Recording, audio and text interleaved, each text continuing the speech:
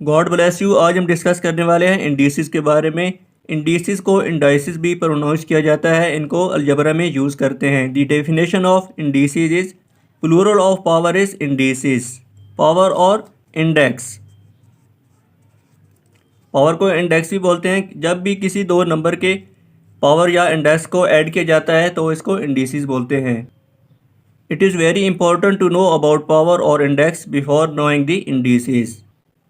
जब पावर या इंडेक्स के बारे में पता नहीं होगा तो इंडिसेस के बारे में जानना मुश्किल हो जाता है।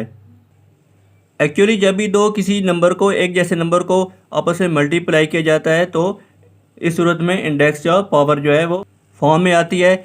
फॉर एग्जांपल अगर किसी नंबर को ऐड करें, for example a plus a, in this case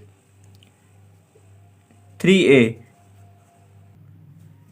Here 3 is not a power of a but 3 is a coefficient of a, coefficient.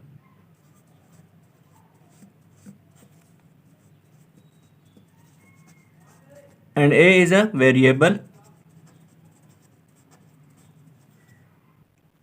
यहाँ पे 3 एक पावर नहीं है, बल्कि यहाँ पे 3 का मतलब है कि a को कितनी बार ऐड किया गया है। लेकिन जब भी पावर आती है तो वहाँ पे एक नंबर को मल्टीप्लाई किया जाता है। जैसे किसी नंबर को आपस में मल्टीप्लाई किया जाए, for example a multiply a। Power में इसलिए लिखा जाता है कि एक नंबर बजाय से कि ज़्यादा जगह ले, बजाय कंप्लीट नंबर लिखने के उसको पावर की शक्ल में लिखते हैं और इसको लिखना ईजी है। जैसे a power 3। Here 3 is a power or index and a is a base।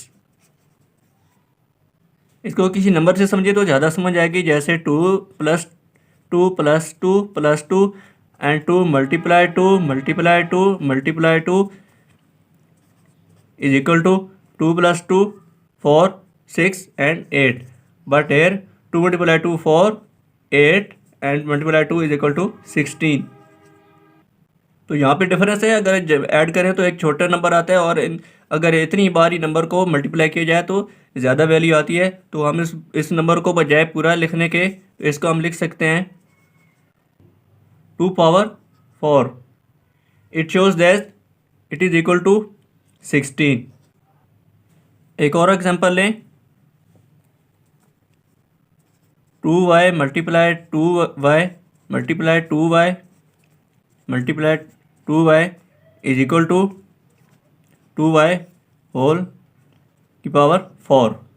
And here 4 tells us how many times a number और letter has been multiply by itself. 4 ये ज़ाहिर करता है कि यहाँ पे जो नंबर है ये अपने आप से कितनी बार मल्टीप्लाई हुआ है।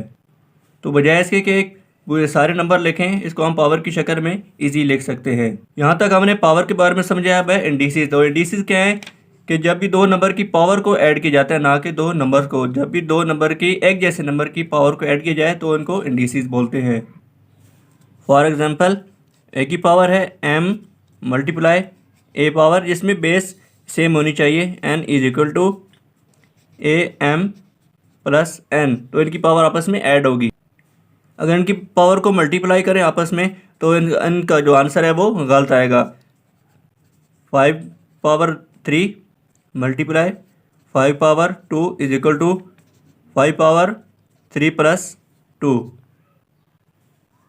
यहाँ पे पावर 2 है तो इसका मतलब है 5 अपने आप से 2 बार मल्टीप्लाई हुआ है और यहाँ पे 3 टाइम मल्टीप्लाई हुआ है। यहाँ पे इनको ऐड करेंगे तो 5 का मतलब क्या है 5 रेज पावर 5। यहाँ पे 5 जो है वो 5 बार आपस में मल्टीप्लाई हुआ है। अगर इनकी पावर को भी मल्टीप्लाई कर दें तो यहाँ पे आंसर 6 आएगा, जो कि आंसर जो एक्चुअल आंसर है वो गलत हो जाएगा।